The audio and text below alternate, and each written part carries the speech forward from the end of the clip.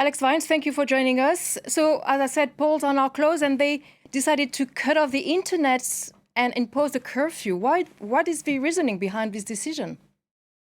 There's a worry that there'll be a lot more violence. The elections have been, in the run-up to them, very peaceful in Gabon, but people think back to the last election in 20 and the violence that occurred then, and so they want to avoid it. There's also rising tensions in Libreville. The Gabonese that I've spoken to, some polling stations opened very late today. They were meant to have opened at 7 a.m. Greenwich Mean Time. And I think the incumbent, President Ali Bongo and his party, are probably nervous about the elections also. So I think this is all why we're seeing the curfew and the cut of the internet. So, in general, how do you think the polls went today? Besides the 3 hours delay.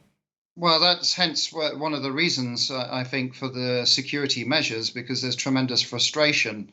And the elections last time round, there was controversy. It was a very close election race.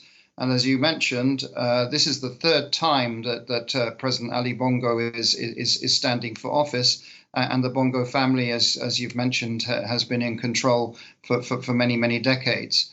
So there is an atmosphere of desire for change in Gabon. The last time I was in Libreville, many young people were saying they wanted change. I mean, 1 in 3 people who are younger are unemployed, and so there is a tremendous desire for jobs and for a new dispensation. So we'll have to see.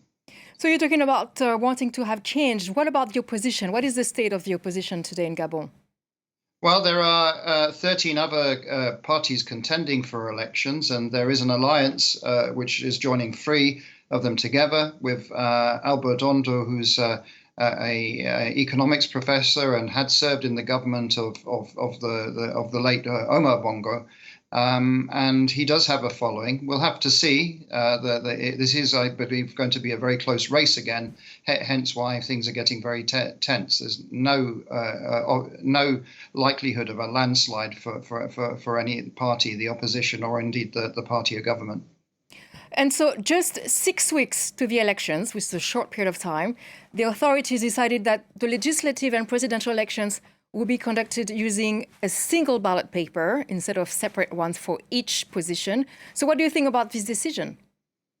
Well, I mean, the argument was that was to rationalize the process. I don't know if that's really going to affect the elections here. I tend to think a new system may have complicated things in terms of getting the polling stations ready, and that some of the delays that we've seen this morning in Gabon and in particular in Libreville.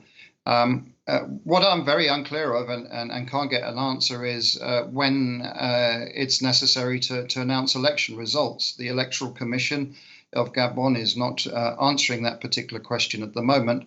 And so it could be quite a while, I think, before we actually hear what the result is from these elections. Well, we'll keep on monitoring the situation. Thank you very much, Alex Vines, head of African program in Chatham House. Thank you very much. Thank you.